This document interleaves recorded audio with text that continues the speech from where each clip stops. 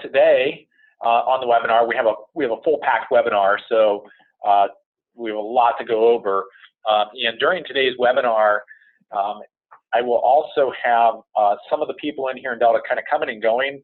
We've got a lot going on in here, so it seems like we have people getting off conference calls or meetings, and so they'll be popping in here and there as they're able to help chime in on some of the things that we're talking about and going over.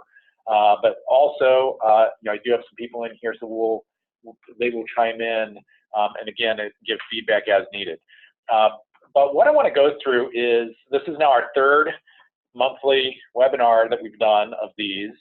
Had some hiccups, but that's more technical with Zoom, and we're used to go to webinar, so we're still getting used to Zoom. So thank you for putting up with those hiccups. This one is being recorded, so we will share this as well after we have the recording ready within a couple days here. But we are starting to make some tweaks to how we're doing these webinars already based on feedback. So I appreciate the feedback as we're trying to do a better job. But let me go ahead and go through I guess the housekeeping real quick is, Noelle, we use the Q&A. Yeah. So be sure to use the Q&A, not the chat. Use the Q&A to ask questions or to respond when we ask for some feedback, or if you have questions. I guess that's about the only Q&A. And the follow-up to this will go out 24 hours later or so. Yeah, within a day or two, the follow-up will go out with some of the materials and a link to the video of this. Is that correct? Yes, that is. So we're good. All right. So let me go ahead and share just a brief outline of what I'm going through, because this one we're going to change pace a little bit with the previous two. So we are making some changes to how we're doing this. We're also, I should share with everyone too, that we're changing a little bit our development cycle in here based on how we get feedback. And just to give you one example of how we're trying to change this is like Open House Connector. We launched that. We have a lot of people using, a lot of agents using it, getting some phenomenal feedback. But what we're trying to change is giving you the opportunity to give feedback prior to launch on some things, or a little bit sooner in the development cycle on some of the functionality that we're working on, because I got to be honest, we get some really good feedback. Yeah, definitely. I know you have groups that you send information out to, Noelle. Yeah. And so, Noelle will get direct feedback. Obviously, you guys get feedback to tech support, but we're trying to close that loop, so to speak, and be more, what do we say? Be more proactive, not reactive. And two, it helps us because once we launch something, we launch it platform wide, and there may be someone who likes something a certain way, and then we have conflicting, opinions on people who like it another way. So if we kind of nip it in the rear at the very beginning, it's very helpful to everyone. Yeah, and I think that's one of the biggest things that we've done, and that we're trying to hone in a little bit more with our platform, is we make it so customizable and configurable. That I think that's a huge benefit, especially to the hyperlocal markets. But we want to be able to provide that functionality earlier or even at launch. So, and Harley just snuck in. He just got off his conference call. Very sneaky. Yeah, so Harley is joining us, and that's good timing, because what I want to get into here too, I'll go through the outline here quickly. So the second thing we're going to talk about, which we'll do next year, are two feature updates. I thought it really important that we talk about the eCards, flyers, and postcards, kind of that whole marketing umbrella, and talk about a high-level update there, because so much has happened there. There's so much so many features have been added, so much functionality, and even the direction that we're going with that. And then the second thing is Facebook Connector. Need to give an update there. We've had some massive changes to Facebook Connector. And as I've been out talking to some of our clients, and the feedback, like from tech support and the sales side, as we talk to current clients, it's like, wow, I didn't know that. I didn't know that. We've just extended things so much that we need to create more of an awareness of what's available and what's happening with the systems. But then we're going to talk through 6 things, 6 features that we are currently working on at one stage or another. And these are all what I hate to use this phrase, but they're AI-driven features. Here's why I hate to use that phrase, because my perspective, especially in this real estate space, is the moniker AI or artificial intelligence is flat out abused. It's just used as a marketing phrase to try and sell you stuff, to be honest with you. And really, so from my perspective, AI is simply this: it's software that learns, that looks at patterns. It might evolve, but it's just software. It's just programs that will do things for you. You know, that's all AI is, which is any software pretty much. Well, I'm kind of broadening that term, but a lot of, anyhow. So we're applying AI-driven mentality to these 6 things. Well, at least 5 of them, not 6, but with 5 of these. But I want to go through what we're doing with CMA. We have something coming. So I want to start talking about that. And we actually, on all these things, we need your feedback now on some things, and I'll get into details as we go through them. But CMA texting, we're adding texting to our platform on a much larger scale than we currently have. CRM updates and pipeline manager, the evolution that's going through, and will continue to go through. We're announcing predictive lead scoring and sales associate matching, and I'm going to spend a lot of time on that. And then pipeline accountability.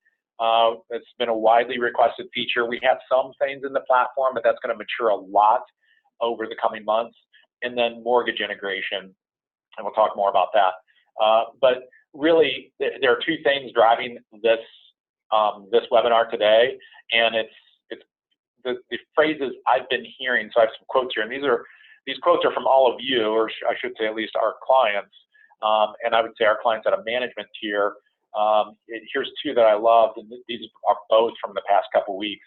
If we could only get them to do what they need to do, talking about your agents or sales associates, you know, if we could only get them what we know they need to do, you know, then we'd have a home run. Or a statement that was made: if you could automate everything, that would be amazing. As I'm sharing some of these concepts with some of our clients, well, if you could automate that, that would be amazing. You know, just kind of closing that loop and automating things. But before we get into the fun stuff, because I think number 3 is the fun stuff to me, I like developing. But let's go ahead and get into number 2, the feature updates. And I have Harley here for this. I have you for the next 20 minutes. Is that it? Just go 20 minutes. Okay. So we'll run through this stuff. But I want to talk through eCards and flyers. And I have the ability to go online if needed. I don't know that we need to as far as to show anything. But I want to talk through, first of all, eCards and flyers. And when we use the phrase eCard and flyers, please keep in mind that we have our printable flyers, we have our eCards as you know them, which those have kind of expanded though beyond a little eCard. And then we have our postcards is part of the platform too, which we're getting deeper and deeper into printable postcards. But this platform, it keeps getting extended more and more. And I have to tell you, the reason being is it's getting used a ton. It's getting used an awful lot. And it's getting used so much, and we see the value so much, I will have to share too. I am thinking about automating, and we're working on these automations, even to the point where we're not going to wait for a realtor to build a flyer. They get a new listing, we'll send them the flyer, you know, things like that. But I want to talk through some of the features that we've been adding because it's based on feedback and it's getting used so much. And I know even in the past 2 weeks, we've added some big features to it. I know one of them, what did we just launch? Was that this week? This week, I think we just attached the multiple agent eCards. Well, yeah. So we have a few things. You know, one example is a multiple agent eCard. We're starting to, so we've been building in support this with this platform to support multiple listings on a per marketing piece basis, and multiple sales associates on a per marketing piece basis.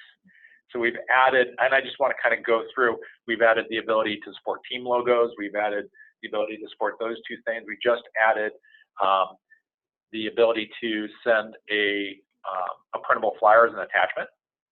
Yep. Instead of just downloading. Instead of just the link to the page, basically. Yeah, so actually email a PDF of it. So there's a lot of little, that's just, those things right there are in the past 3 weeks. Yeah, something like that. That's the tip of the iceberg too, because we just did the additional automations too. So instead of just automating based off of new listings or open houses, now it automates off of a birthday and wedding anniversary and pet birthday, which is my favorite. Yeah, so for all of us with pets that have birth dates and we want to celebrate them, we can get an eCard, and it goes to, it goes to the customer, not to their pet. Right, and I have to admit, I grew up on a farm, so pets aren't that, pets belong in the barn to me. I know, sorry. But But also, I guess what I'm trying to convey is this whole concept of the eCards and flyers and all, it's being integrated into CRM very deeply as well. And with the automation, some of the things that are really important with these automations is it's still dependent on the sales associate to set up those automations for now. I mean, we're contemplating options on where we set those up for them proactively. But anyhow, they have to set up those automations and then the systems run. But you have videos on all these things, correct? Yeah. Yeah, no, we've actually, eCards and flyers is one that I get into pretty frequently with Tech Tuesdays because we change it so frequently that I, go back over the system and hit all the new bits and pieces as we do them. Yeah. So I probably, I think just week before last maybe was when I did the last one. Yeah, and here's why I'm spending time talking about this, because I know this seems like just a feature update, but this is something that the agents really appreciate and they really use, and we're seeing a ton of utilization here. So I just want to touch on that and make you aware that we have all kinds of changes. Anything else we should mention that's happened there? With eCards and flyers, nothing else comes to mind. I think we covered them pretty completely. Yeah, and one thing, and just, no, I'll interrupt this if there's, I know you're getting questions and you're typing and responding. So if there's anything we need to address, just jump in. But one more thing I'll say is just a reminder, we're continually adding new designs and new templates on a weekly basis. That was also based on feedback from agents that I got 2 years or so ago when we first made that commitment. Is the other platforms that were out there, they hated the fact that it would launch with an update, or hey, here's this new version, there's all these 50 fresh designs, and then a year later you have those 50-year-old unfresh designs and nothing new. So that's why we do that. But also keep in mind with these designs, many of these are customizable with the subject, with the, they're so editable. Well, actually, that reminds me of one thing that we did add to them. We have support on some of the newer eCards for landscape photos also. Yeah, landscape photos for teams. Yeah, that was a big one because teams have wanted landscape photos for a long time, and now you have the ability to save a landscape photo or a landscape version of the photo, and then have some of the newer eCards use it. So it's not on every eCard, but it looks good on the newer ones where it fits in. Yeah, so we will, in the update we send out, we'll be sure to include links to the videos, because I know you have a bunch of videos, update videos too, showing all these updates. So we'll have links to that so you can look at that. And one more thing that I will mention before I move on, unless you need to interrupt me, Noel. No, you do. We do have one. Are agents able to upload custom templates for eCards yet?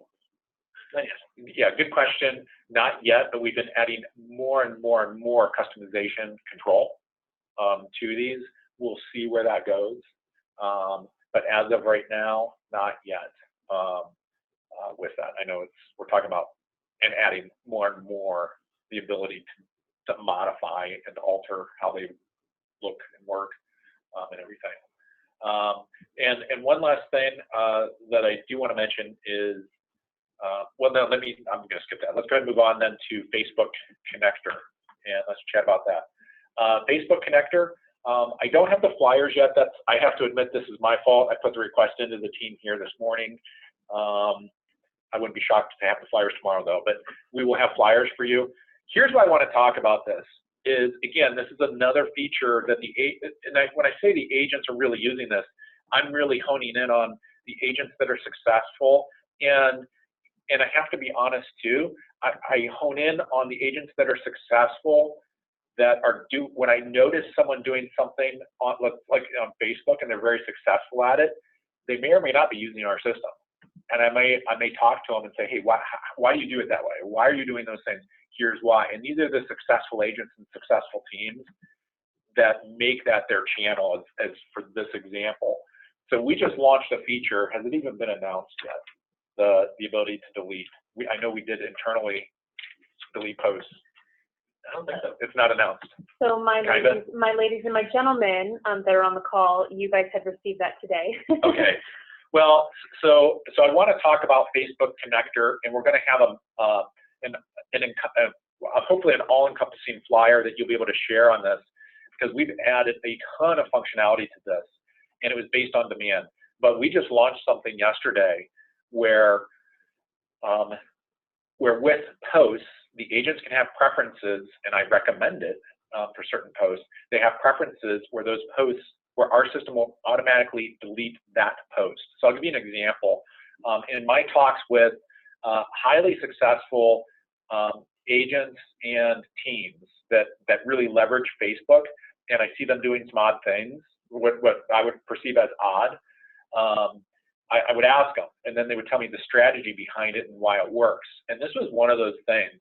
So, for example, the agents and teams that were out there and highly successful at Facebook and leveraging it very well, especially for driving traffic to open houses or for announcing new listings, what they strategically would do, like the open house post, let's say they're having an open house this coming Saturday. It will get posted on social media today or potentially Friday strategically, just depends on how they operate. But then, like towards the end of the open house, it automatically deletes. Or, well, they would go in and delete it. And then they explain why. Well, here's why. We don't want to clutter up our social media channel. We want to keep it clean. We want to have a professional look out there. We don't want all these open house postings, but we want to leverage that and then have them go away. So we actually spent a lot of time and energy, and we had to do a lot of changes to our platform. We did those back in January to prep for this, something like that. But where posts can now be configured to automatically delete. And I know you haven't, it's so new, you haven't done a video on it yet. Yeah, I haven't done anything with it yet. So we will have a video on that. You probably won't have that video tomorrow, I guarantee you. You won't have that video tomorrow. But we're going to do a video on it, but that is a major feature. The other thing too is what all things can they post on now? You can post on new listings, open houses, recently sold. If we have data for it, it will post automatically. It'll do reviews now. It'll do the MCFL articles. It'll do blog articles. There's one I'm missing. Yes, there is, and I know what it is. I'm just waiting to get it though. I'm looking at the page. I'm cheating. Open house is coming soon. Coming soon. Yeah, it'll be coming soon if you've got that. Price reductions. Yeah. Price changes. Market Watch. Yes, that's Market Watch is the brand new one. That's right. So the Market Watch one is a big deal to me because again, here's the successful people online using Facebook, the agents and teams. What they would use is they would post market data, and so we did. There's still a little configuration to this. I'm considering automating it more, but my goodness, I mean it's. Yeah, right now you just set up the Market Watch. And here's the concept there for those of you that don't know about it, because I was down in West Virginia talking to a phenomenal client last week. I think it was last week, past 2 weeks, whatever that was, last week, and talking to the agents about it. And this is one of the things, and there are agents using this, but they didn't realize the automation we had there, where your agents that specialize in a certain market, they can do predefined market watches, and they're saved in the DeltaNet then. So predefined for certain markets that they want that they serve, then they can actually schedule the Facebook connector to post an up-to-date version of it every month, as an example. So, I mean, my goodness, if I was in real estate, I would be doing that because that way it's automated, it's sharing a market update, it's driving traffic back, and have the whole conversation around it. But anyhow, we're going to have a flyer talking about all this functionality, all these features, because these are really important, and the agents that are leveraging it are doing really well with it. So we want to bring more awareness, especially with the ability to delete some of these. And I know you're getting a lot of questions, a lot of feedback. So we'll have more on this with the flyers. We'll probably have those flyers out maybe tomorrow, or with the follow-up email to this, if not shortly thereafter. So, okay. So I want to get into the next few things here because we've already taken 21 minutes. Harley, I don't know if you want to hang around. You can. This is all stuff we're working on, so I don't know that we need you in here unless you want to stay. You're kicking me out. Well, that's fine. I'm okay. I know you had another meeting. So anyhow, I want to go ahead and go through the 6 big things. The first thing that I want to talk about is CMA. We are going to be launching an integrated CMA in the DeltaNet, we've been prepping for this for quite a while. I think, and as of right now, we're stating it's coming Q1 2020. To be honest with you, it's probably going to be sooner than that, but Q1 is very, very, very safe. But we've been working on changes to the DeltaNet since 2018 to prep for this, actually. This and other things. And I made the comment to somebody I was on the phone with yesterday morning that with all the changes we've been doing under the hood, so to speak, of the DeltaNet, we should probably be on DeltaNet 6, version 6 right now, but a lot of it's been under the hood changes we've been doing. But I just want to let you know, here's some of the changes we've been doing since 2018. Within the DeltaNet, it supports multiple page PDFs. So, you go to generate something online, here's a 28-page CMA. Well, you need to be able to generate what's called a multi-page PDF that looks good, that looks professional, not something that looks hokey. Also, the reverse prospecting and AVM work that we've been doing, it's going to be leveraged in the CMA. Sold data that we've integrated is going to be leveraged, obviously. And then the maturity of the CRM, and I'll touch on that a little bit more, but then also AI systems. So where my head's at with this is we're even automating some things where if we'll detect certain behavior of people, and you'll see more of what we've been tracking and what we're doing and where we're going with that with some of the other features we're talking about here.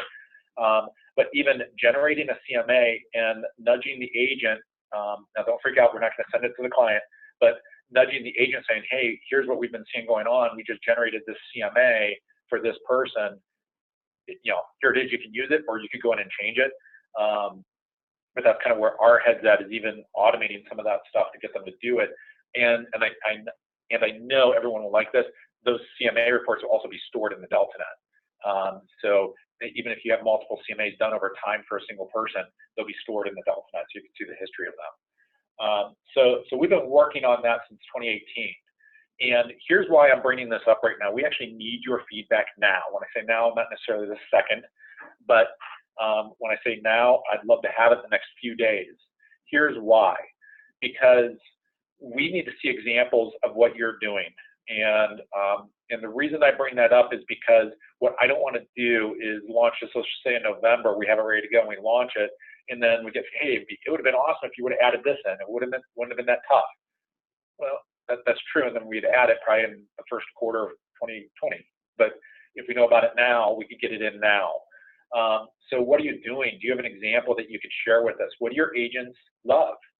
What do they love? And not just your agents, but even your perspective. What do you love about what you're doing? But then also the opposite of that, what do you wish you had? What do your agents wish they had? And I'm going to say as well, I know there are good CMA systems out there. I know a lot of the MLSs do CMAs out there. The reason we're getting into this is, number one, we've been getting pushed by many of you or our clients to get into this. But then number two, it just makes sense to automate this and to integrate it and have it as part of have it part of the CRM is the CMA, that whole ecosystem, especially with some of the AI things that we're doing and some of the stuff that we're doing proactively for the agents. That's why we're getting into this. So this is kind of a call for feedback. Yeah, good. Where do you want the feedback sent to? So I'll let you go ahead and share that. You guys can send it to me. And if you have a pen available, my email address is England spelled out, so it's my first initial, last name, at deltagroup.com. Yeah, and we'll be sure to include that in tomorrow's email as well, just for the feedback on all these things that we're asking for feedback on now as I'm going through these things. So this is going on right now with us, and the way I view this, it's not a pre-canned CMA from Delta. This is something that's customizable at the company level and the agents within your whole ecosystem, including support for teams. So I feel that that's very important, to have all that flexibility built into it, whether or not you will utilize it within your own organization. So anyhow, CMA. The next thing that I want to talk about is SMS, or text messaging. We've been dabbling with it. We've launched features here and there, but not a full-blown SMS platform. Just as a little bit of background with SMS is, as many of you know, it's widely adopted now. And I got to be honest with you, I don't know about you, but I feel like email marketing, or just email in general, is being just so abused at this point where I almost hate checking my email. Not because of getting an email from clients, but it's all the salespeople that try and reach out to me. Hey, I have something to sell you. Hey, You know, it's literally all day long I get that. And, you know, whereas text messaging, we really don't have that yet. So, and text messaging is more immediate, but it's the modern way to communicate. And there are many people who will just communicate via text message, even over a phone call, and especially over email. So we've been taking steps to get into the SMS, and we're going to be really getting into it heavily. This is another thing. We've been working to prep our platform, and we've been doing various SMS things already. You know, so in the DeltaNet, I know many of you leverage this quite a bit, the ability to mass text your agents, which, by the way, we have that feature, because I said that to somebody the other day, and I know Franklin said it to somebody the other day, like, I didn't know about that. That's because here's how some of this stuff works too. We have so much going on here that sometimes we'll get an email or phone call from our client saying, hey, what do you think about this system out there? Here's what we're looking to do, and this is one of them. Here's a system out there where I can just SMS all my agents with things. Like, well, you know, we have that feature. No, I didn't know that. And we show it, it's like, that's perfect. I don't have to buy this product. It does exactly what I need to do. And you already have it. So we've been doing various SMS things already, but also CRM updates to prep to support the concept of supporting SMS in our system. So where I see this going is the SMS is going to be integrated into our CRM, integrated deeply. Also, it will be integrated into action plans. We've had questions about that. So just to give you an example, action plans could include, once we launch the functionality, an SMS support. So we send an email on this date or in so many days, and then after that, send a text message. And then, you know, where it can be fully integrated into the whole ecosystem of the action plan. But also, it's just, to me, it's the full ecosystem of the client engagement that we're really going to blur the lines of texting and email and just, you know, that whole client engagement. We want texting fully immersed into the whole platform. So this is something else too, that at this stage, I'm asking for feedback, because we've done a lot of the prep work at this point. It's integration and it's building out the system so that it does what we need it to do. Let me state this will be a feature that will come with cost, but we're passing on costs. So we're looking at adding limitations to it so it doesn't get abused, which we already do with some other things with texting. But then just having a low, you know, a threshold, and then, hey, if an agent wants to send more messages, then there can be bundles. So the reason I bring that up, I do need to know where your head's at on that as well, as far as passed on to the agent or doing it at a company level. And the reason for that, this isn't a Delta thing to make money. Believe it or not, every time a text message is sent, it costs pennies, but those pennies add up. And it's not just sent, but sent and received. And when I say text messages, I'm also talking about MMS or texting a photo. That's an MMS. And those are actually more expensive. But all the carriers charge various fees to do that. And while they're generally low, like a simple text message might cost, I don't know what they cost, but it's not even a penny. It's just under a penny. But again, those add up. So I need your feedback now on where your head's at with that, what your agents are doing, what you would like to see, and you know, what you love about what you have, or what your agents love about what they have, and what you wish you had. So this is an area we're going to heavily expand on the SMS side, and just looking for open feedback, same thing as the CMA on that. Any questions? That's more conceptual, high level, without seeing what it does. Okay, so I want to talk through CRM.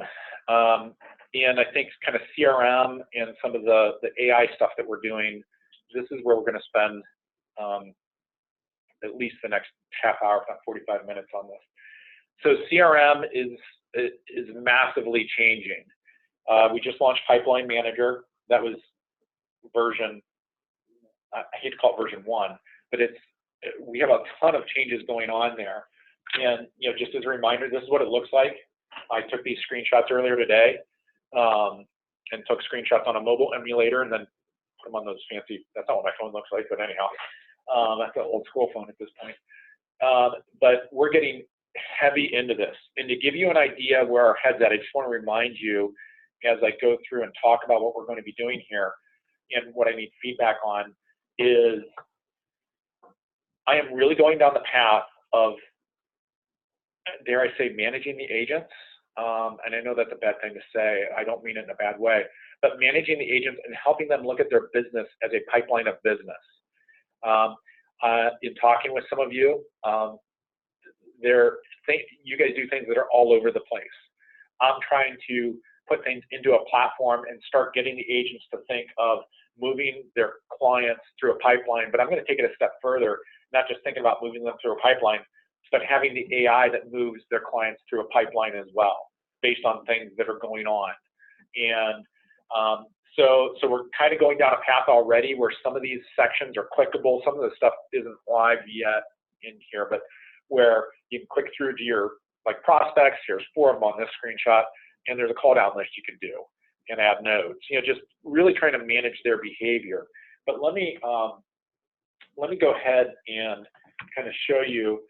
So right now we launched this where we have these 7 phases to a pipeline, and again, keep in mind I'm showing you some of the things that we've launched, but I'm also sharing some things that we're doing right now that's not there. So we have these 7 phases, and we came up with these after doing a lot of research and seeing what was out there, and it's all over the place. You guys know that, and companies kind of train to their own thing too of things that they found work. Well, we came up with these 7 primary steps to a pipeline: suspect, prospect, qualified, needs are defined, offers been made, listed, negotiation phase, and then closed. I want to bring up right now, we're already working on splitting up closed with subcategories. For example, closed won and closed lost, and then even looking at being sure that we can filter the one on what was it, the buy side or sell side, because for the relationship after the transaction even, or even just a business analysis. Some of the best things that as you guys know, if you're really paying attention to your sales, some of the best things you learn are your lost, the closed lost. You hate to go through them, but it's like, okay, let's analyze that so we learn from it and not make that mistake or evolve what we're doing. But also, here's why I'm going down this path is because we've been talking about it, the industry does, everything's a lead, right? You get all these leads. Well, no, we really don't. There's people that might be a lead, but to me, they're a suspect until they do certain things. And then they become a prospect once they meet certain behavioral patterns. Then are they qualified? And it's not just, is that person qualified, is that person qualified with that realtor? There's more to it than, so anyhow, so the reason I'm bringing this up is what we are working on is the automation of moving people through the pipeline. And I want to give you an example of that. One example is, let's just say somebody we identify as a suspect. So if we identify them, to us, when they first come in, they're unknown, and we're working on resolving that. That's why you see unknown. Tiny screenshot, you might not be able to see it, but in the sales funnel on the upper right, unknown, there are 9 people in this example off of our system. We're working to resolve that so unknown doesn't exist. But so you have suspects. Well, they're suspects because here, somebody registers and just saves something doesn't mean they're a lead per se. They're a suspect. But let's just say they start doing certain things where we already know, okay, if they do, and I really don't want to get into the details of it, but if they do A, B, and C, or a combination of things, then they're actually a prospect. We know they are. We know they're more serious than a suspect. My intention is to take that person, our system sees, okay, this person just did these things that might not be lead worthy, so to speak. They just did these things. And here's an example. Somebody just came to the website. They were a suspect. This was their 4th visit this week, and they just saved 5 homes. You think they're serious? I do. And actually, the data tells us they are. So at that point, I would move them to a prospect at a system level and notify the agent. Hey, this person was just moved from a suspect to a prospect. Here's why. Reach out to them. So really, what we're going to be doing is starting to prod on both ends. To use kind of going back to the farm analogy, prodding both ends to move people through a pipeline, and also to get the sales associates to do things. So the automation of some of that, and just further defining this, to me, what is pipeline management? Well, it's just predefined steps but then also AI automation to move people through the pipeline with the client, with the sales associate. And for this, I definitely need your feedback now. I've already talked to some of you this week and last week. I need feedback now because in the conversations I had, I wasn't planning on bringing this up on this call, but I needed to, because what I'm finding is a lot of you are doing training. You might have your coaching that you're doing. You might have your, there's so many, seems like everybody's trying to sell some sort of coaching, and they're good. I'm not making fun of them, but you have Buffini, you have the Ninja, you have Tom Ferry. But some of those I would say are loose on the pipeline management from my perspective, just from a core business, not wearing a real estate business hat, just saying, okay, from a business perspective, moving people, like think of Sandler. Aaron sitting in here, and I know you've been through Sandler training. They're big on that. Move them through and out the pipeline, one way or the other. So I really want to get heavy in this. And what I'm finding is there are a lot of you that are coaching, advising, trying to do some training with your agents. Hey, here's what works, but but you've pieced a lot of things together, and you'd love to see it automated. So I need that feedback. So if you're doing that, we want to see examples of it. And here's why, because we want to make sure we build the flexibility into this, that it can accommodate what you're doing already, so that we're trying to minimize launching something and coming to you and saying, you need to change how you've been doing training for the past 10 years or whatever it is. So what are you doing now? Do you have examples that you could share? And I'll, just as a side note, even if you don't have that fully documented, let's just say, well, hey, this person just does all of our training for us and they have these different documents. You know what? Record one of the trainings, or just do a quick, what do they call that, where you record your screen? What do we use all the time? Screen share, or there's different services out there. But or if you really wanted to, you could always get on a call with us. We could do a Zoom meeting and record it, and that way you could show us what you're doing. But what do you love about what you're doing, what you have? What do you wish you had, or what's not working? And so far, just so you know, I don't necessarily need this feedback. What I'm hearing that's not working is, oh, it's so manual. There's so many things all over the place, and it's so dependent on agents doing certain steps that should be automated. Well, that's what we're looking at doing, is automating all those steps.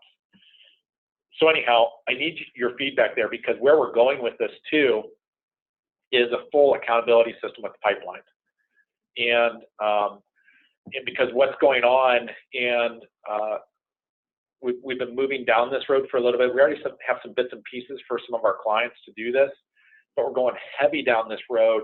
And I know I mentioned this last month, the My Tasks section to the pipeline manager at the top there, that's going to change to where it has like all their activities or things they need to be doing, paying attention to. And one of the things that we're building into the system is what we're calling an accountability system. So where you can require, or your team leads can require with their teams, certain activity on certain lead groups is how I'm phrasing it. So as an example, let's just say you're working with Realtor.com and still spending all the money on their leads, and you're paying for that, obviously. Well, you need to make sure that you close those deals. And so you could require certain behavior on all the Realtor.com web leads, as an example.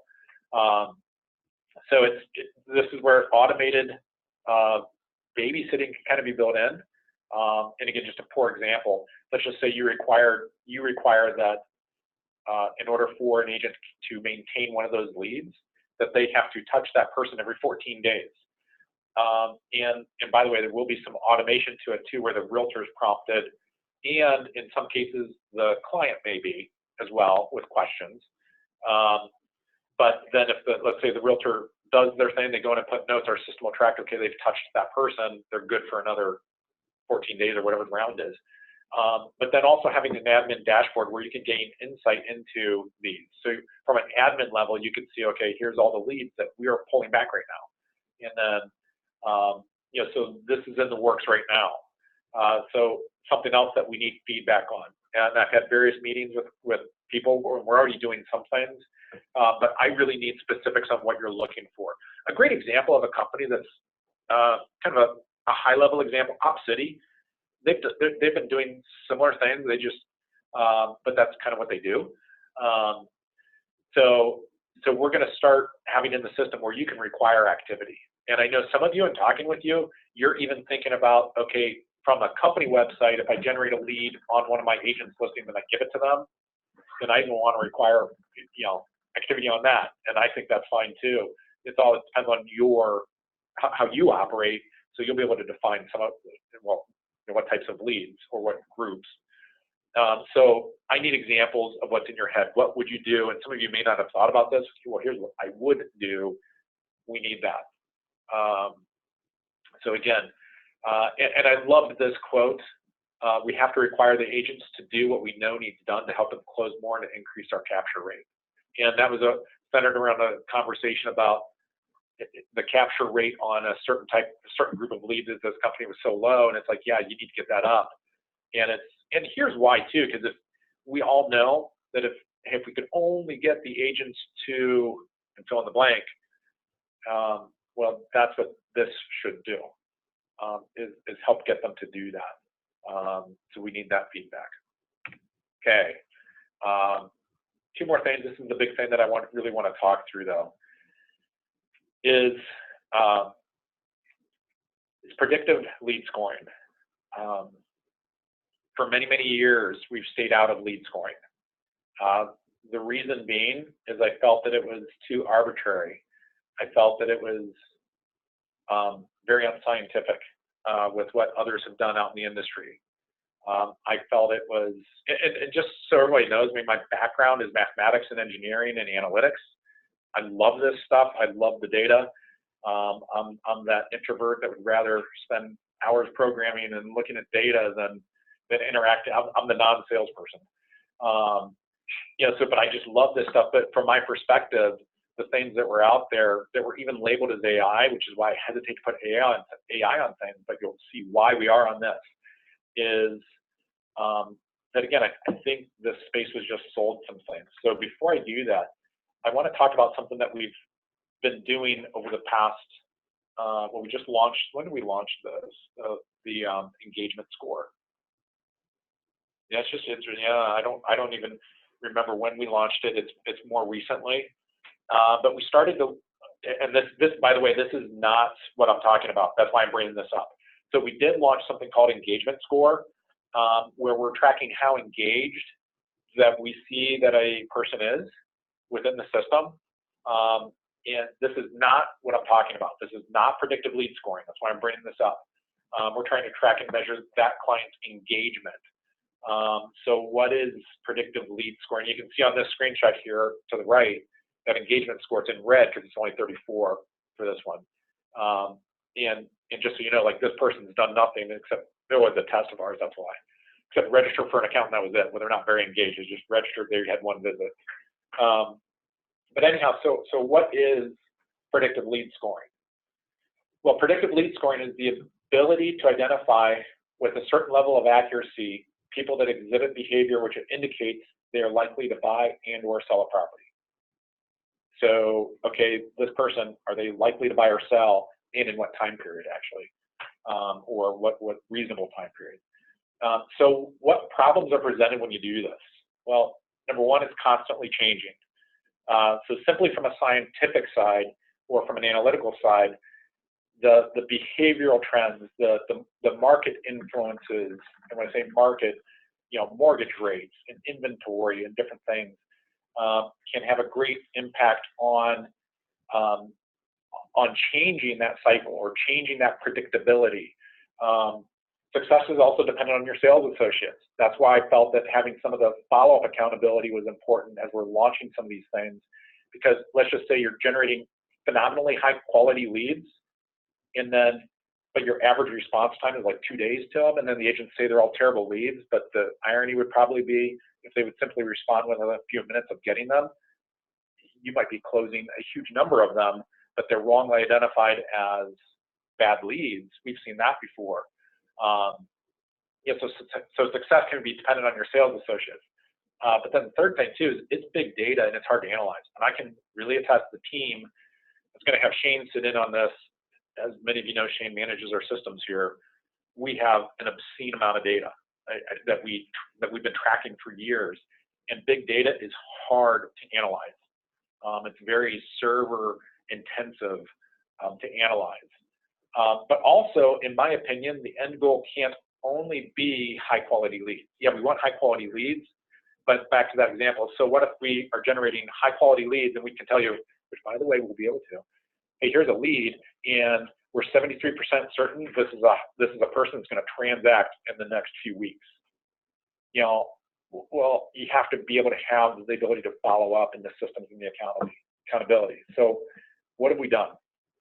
Well, in the past year, through Coldwell Banker, Howard Perry, and Walston, and I have to give a shout out to Kent. His picture's on the lower right hand of that screen. Kent is running Coldwell Banker, Howard Perry, and Walston. And Travis is on the call, so oh, awesome. Tell him thank you, Travis. Well, and a big shout out to Travis and the team there just for the amount of work that they put into this. But what happened is we partnered up with HPW and to do a year-long study or an 8-month-long study with NC State University with their Institute for Advanced Analytics. And you know, so Kent and his team, Travis who's on the call, and then the team here spent a lot of work and time back and forth over the past year in working on this. And there's a lot of amazing things that came out of this. And so basically what we have right now, and we're actually implementing this into our platform right now, what we have is a self-learning, highly predictive behavioral engine that identifies what's called high intent clients and matches those clients to 5 qualified sales associates as well. So the bottom line is this, and here's I would say the high level question was, how do you identify people that you should pay attention to? And I'll take it a step further. How do you identify anonymous web visitors that you need to reach out to? And then once you know who those people are, who do you put them with? You know, how do we, like right now, okay, we'll send them to our, I mean, you guys know how we can configure our system, an e-lead team, all kinds of different ways, or just broadcast to these agents because they serve those zip codes. Well, let's just say we take it a step further. Let's just say we could tell you, or an engine could tell you, hey, here are the top 5 agents that are likely to close a transaction with this lead based on all these data points. So that was kind of the mission as it was set out, is to match agents with high quality leads. I want to really oversimplify it. That was the goal of this when it was all started. And you know, so identifying those what are called high intent users, and use a scientific method to identify, and you know, based off web activity, transaction data, you know, all kinds of data points. And really what's important too is, especially from a company level, when you're generating these leads and I mean, some of you know you're spending for some of these leads, and oh my goodness, especially with Realtor.com and some of the others, you're spending a lot of money and you need an ROI on that. Or you at least need to be able to say, you know what, we got to be able to measure this. We just spent whatever it is. Did we have an ROI on this or not? So how do we maximize that? And part of that is getting them to the right agents. Well, and really what, at the end of that 8-month-long work set, is what I'll call it, is came up with 3 things. One is 70%, and I don't want to say accuracy, but a 70% likelihood of being able to determine that this person is going to transact. And then another one is 73% likelihood that based on early behavior that, hey, here's somebody who will most likely transact, and then have 5 agents that match. So what was done was this whole engine takes user web activity, and it breaks them up into 3 groups. So high intent users, low intent users, and then unknown people. And this study focused on the high intent and low intent. I'm also putting a focus on the unknown people because of the data we're tracking and how we're able to make offers. And but being able to say, okay, out of all the leads that you get, and for some of you get a good number of leads, let's say you're getting 4,000 leads a month or whatever, okay, well, which ones should you really be paying attention to? And which ones shouldn't you? And I don't have all the slides here because we wouldn't have the time to go through it, but it's a drastic, when you see the data behind the high intent users and the drastic change in behavior, the drastic difference in behavior, then it makes sense. Okay, yeah, that's who we should focus on, because we see how they're acting when the data is analyzed, and you can see visualization of it. It's amazing. But then come up with a lead scoring. So from a system standpoint, again, what they did was they took a few thousand, and here they are. So 244 high intent, 2,600 low intent, and then 5,800 unknown, people, and analyzed the data. And basically, and I'm going to flip through some of these slides so I can kind of get to what it really is. But basically, there's 53 variables considered by this whole engine that says, okay, here are 53 data points that we can look at of activity of these people, but what do we pay attention to?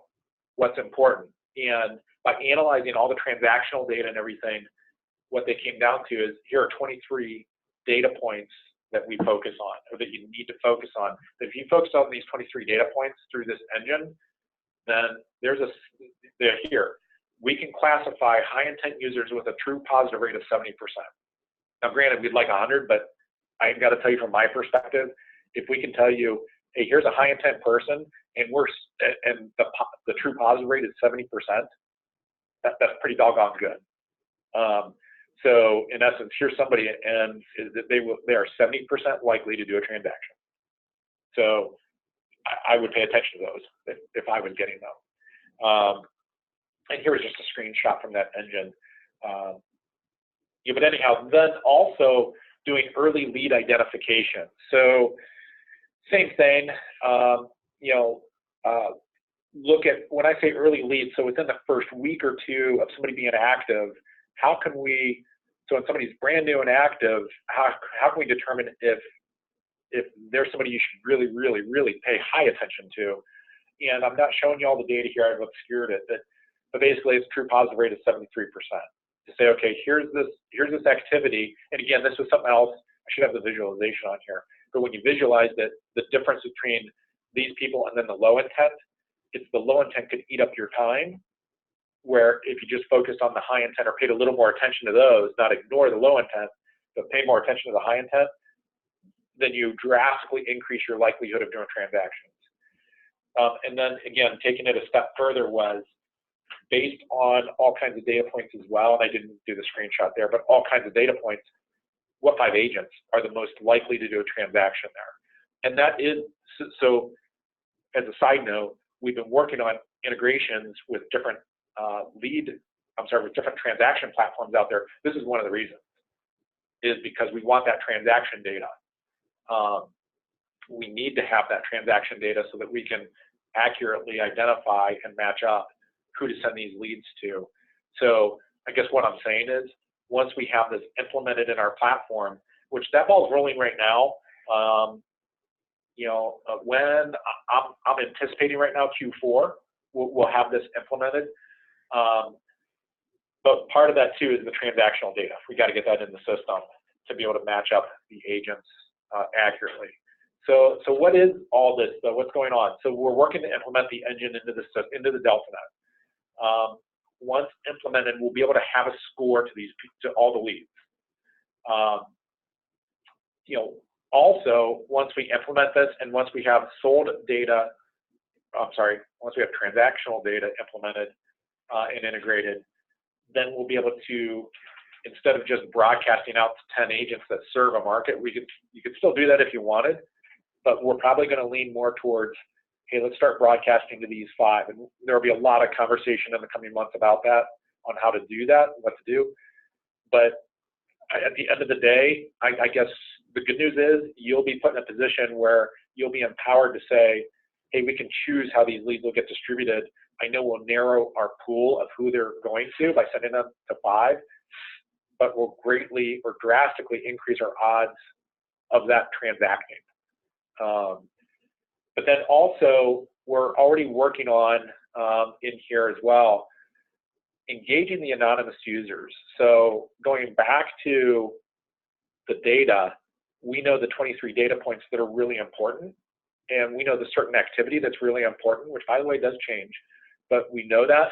So then we're going to be evolving what type of offers to be showing, when to show them, things like that.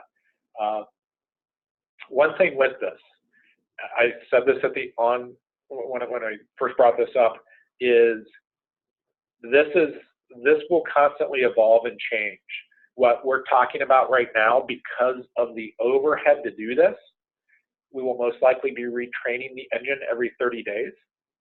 What that means is every 30 days, our platform will do a so-called reset, where it analyzes all the data and then it comes up with the new patterns. Because what's going on here is the patterns will evolve with this engine. So it's not like we've just programmed something, put scores to things. No, it's being run through an AI engine that says, based on all this data that you have, here's all this activity, here's all these people and everything they've done, and then here's all this transaction data, and here's who transacted out of all these people. This whole big umbrella, it will evolve and say, okay, well, here's the data points in the past that make sense. So it will constantly be retraining. But again, that's what we're going to be testing right now is every 30 days. However, the score will be getting applied daily to people. So while the engine's retraining every 30 days, that doesn't mean the scoring is only done every 30 days. It will be done daily. So again, we're looking at launching this by Q4. We're already playing with the engine in our system. And I need your input on this as well. I mean, you kind of see what's going on. I'm very careful on how we launch this, especially with what has been put out there in the industry. I will let you know, I am going to be making a big push on this. I am going to try and reset the AI conversation in the real estate space a little bit and say, here's a platform that's constantly evolving and changing, which is the true definition of AI, and it's constantly relearning, and here's what it's doing. And so my question to you is, how would you use this data? So this will be, when we launch it, it'll be fully integrated in the DeltaNet. The scores, you kind of saw the screenshot there. I flipped through that one kind of quick though, but where you can see, 98.1% high intent user. So be thinking through that. How would you leverage that information with your agents? And then how would you monetize that? And that's not so much a question for you to give me feedback on, but I think where you have to wrap your head around this is, I mean, some of you are spending a heck of a lot of money on leads. And so how would you monetize that? And how would you do that? And how would you combine this with the other things that we've already talked about? And at a high level, what's going on here with this is something else I need to share, and I don't have a slide on this presentation, but you have a very finite, again, that's a finite window, a very short window with these people. And because what also came out of this study is that window is very short. So you have, let's just say, upwards of maybe 6 weeks from the time someone does something on your website or engages in a certain meaningful way, that there's in total a 6-week window there. So if you don't really start to engage with them until the second week, we have like 4 weeks left. And if you don't engage in the right way, you most likely lost them. So that's why this is kind of important. And again, that was another screenshot where it would have been neat to see those slides, because you can see where people are really active for roughly 6 weeks and then they just drop off. So when people are what are called high intent, they're very active, they're doing certain things, and active doesn't necessarily mean submitting requests, by the way, for leads. As a matter of fact, I don't want to get into details, but it doesn't really necessarily mean that. It just means they're doing certain things and they're very active. And if you don't get them in that phase, then they're gone because somebody else probably got them. And it was probably not because of a system, so to speak, or it's probably because it's luck, or they happen to follow up at the right time, like hitting the lottery. I happen to guess the right number, or happen to call them at the right time. So anyhow, how would you use this information? How would you monetize this? And how would you implement this to your agents? I think that's another good question to ask. I do want to open this one up because I just have one more thing to go over after this, and it's kind of a short one, but a big one as well. But do you have questions about this? And I don't know if I know you've been taking a lot of notes in a while, so any questions that anyone has regarding this, again, it's another conceptual idea until you see it, but I think everybody gets the idea of what's going on here. I do want to share one more thing, is for many, many, many years, we've been tracking data. We're patent pending on some of this stuff, and we've been tracking user data. And we have a lot of neat data from anonymous visitors, but this is where we're going to finally be able to leverage this data. This is the first time we were able to take a subset of that data and send it off to somebody. I do have to tell you, Shane was just really excited that he got to send that data somewhere. It's like, this is awesome. Like, he was all over that. Like, we've been tracking this data for years. And as a matter of fact, when I say big data, I want to say in its uncompressed form, because it was tough for us to get the data to them because of how we store it. Because in an uncompressed form, we're just chatting about it. We think it's a petabyte of data. So those of you in the tech, and we're talking just logs.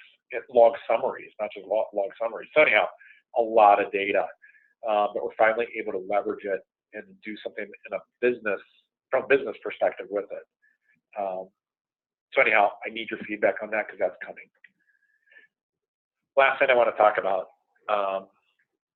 is, this says mortgage integration, but we're doing more and more things with mortgage companies or with mortgage affiliations. And here's why I'm bringing this up, is because we have a lot of little changes going on in our system right now, and I'm getting more and more questions from all of you and others about how to leverage and how to utilize and how to promote the mortgage partnerships or mortgage relationships. And we need to just create some awareness of some of the things that we're doing and talk about some of the things that are available. But then I do want to open this one up too, that we want your feedback on this, because I understand the importance of this. I understand what it can mean to the business, especially for those with close affiliations. One of the things that we've been doing is doing a tighter integration of, and this is just a hodgepodge of things. In the upper right-hand corner, there's two images there. That one, the upper right, is with ACC Mortgage. There's a screenshot from a property detail page where a mortgage logo is showing, a blurb, and get links out. We added control in the DeltaNet, so we've done that for years. But like, if you wanted it, you had to reach out to us. We had to implement it for you. Well, it's now part of the system. So you, as an admin or as a company, can go in and say, here's our mortgage partnerships, and have that spot there and be able to manage it on your end. You don't even have to reach out to us. Now, is that on the admin side? And this is just my question. Yeah. Is that on the admin side, and those controls are not available to the agents, correct? That's correct. That's where I need Harley at this point. But from my knowledge at this point, is that this is admin company only at this point. Okay. If by chance we had someone that wanted to open that up, I mean, reach out to us. That's not where our head's at. We would obviously add that. It wouldn't be tough for us to do that. But I would imagine that the vast majority on this call would not want that done. Right, correct. And that's why I just wanted to clear that down. Yes. Yeah.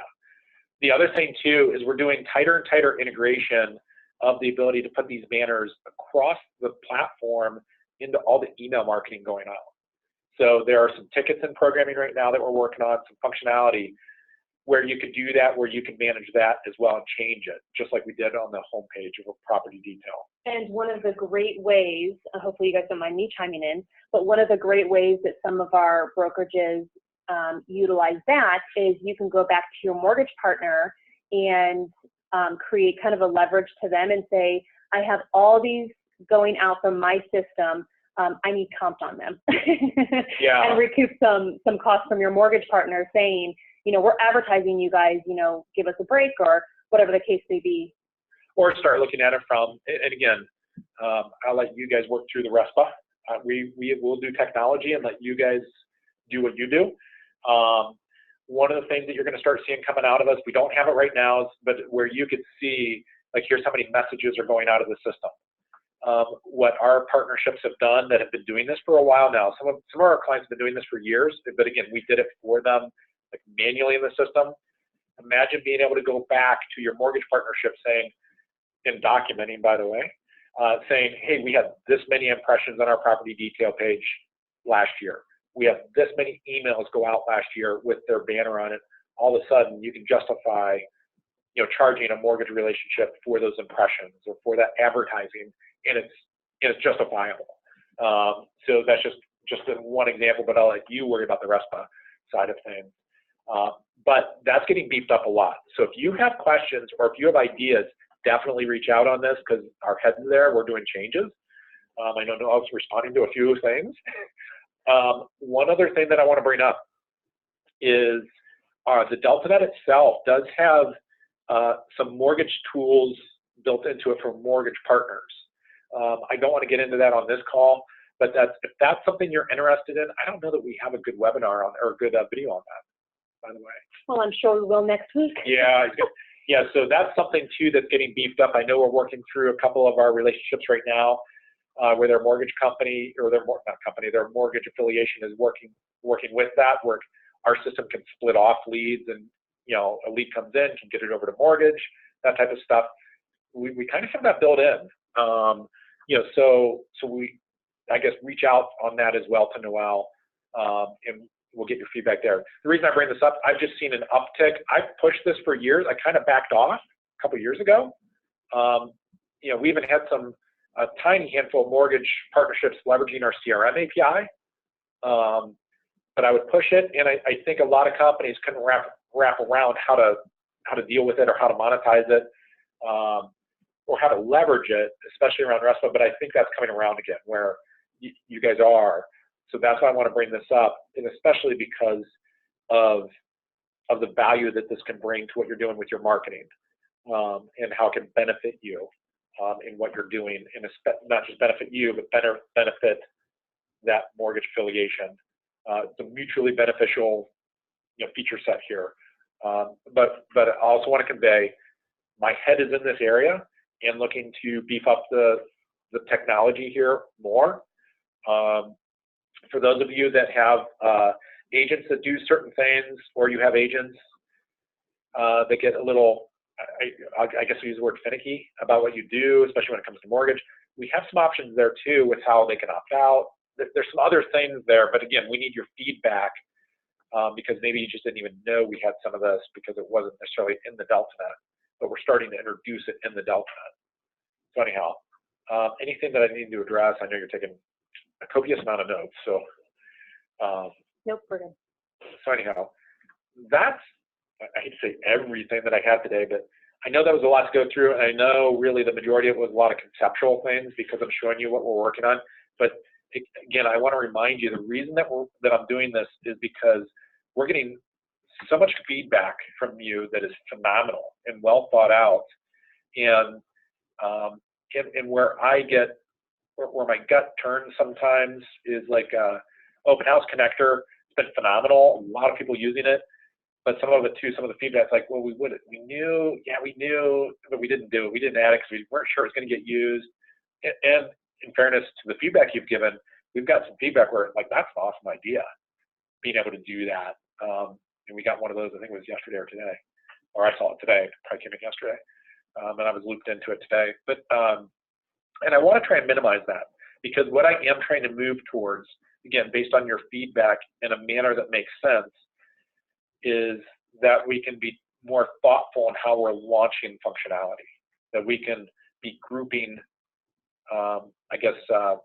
grouping our development a little bit more within feature sets, so that we add, so instead of adding 5 things to like Facebook Connector over the next 5 months, next month we can add 5 things and it's all launched at once, and it will help you with implementation. And one more thing, based on your feedback, we've been talking about it a lot in here in the past few months, but there was a lot of conversation today, and you are going to see something. We're looking at how we can put together, Harley does an awesome job with his videos, but again, it's a lot of, here's this update, here's this update. We're looking at more full feature videos, going over full feature sets of everything that can be done with a certain tool, and from a certain perspective. And really what's going on there, I've heard from multiple clients, you've heard from multiple clients, Noel, I know others have here, where So many of you have said, "Oh my goodness, I didn't realize you had that." Didn't, you know, like if you miss one little update, you just missed something that you could have really used in your business. So we're trying to come up with a way, and we will, of how we can do larger presentations to, I guess, pre-existing or long-term clients, especially, to help keep you in the know. But I have to tell you too, where my head's at is, I think that will help in recruiting and retaining agents. Say, here's everything we have, or you can morph that into part of your onboarding process with agents. And yeah, I just got some feedback from a new client that had come on, and he's trying to recruit agents, and he's like, do you have a video on what you guys, like what the technology that you guys, you know, give to us? And I said, yep. And I sent him one of Harley's videos, and he got 2 agents from that. And I was like, yay. Yeah, and we're trying to beef that up more. Just because of, you know, that story and some of the others we've had the past month of, you know, I got to tell you, technology, I knew it was going to come. Companies are recruiting with technology right now, which feels good. So I want to see that beefed up more, or more of that happening. So again, thank you for your time. Please send in your feedback. Next month, we'll probably go a little more to a more normal format, or I say next month. Next month. Okay, next month we'll go to more of a normal format. But I wanted to get this out because these are, by the way, we have 182 programming projects right now, and some of these that I've shown you might be one of the 182. We've got a lot going on, so this is just the high level, the big impact things from my perspective. There's a lot of other stuff going on here. So if you didn't see something and had an idea, you should probably send it in. You know, I don't want to get into the weeds on the other stuff, but anyhow, thank you for your time. We will have this recorded, and we will send this out so you can watch it again, or share it. And we will have all the follow-up that was promised in the next day or so here. It'll go out. So thank you, everyone.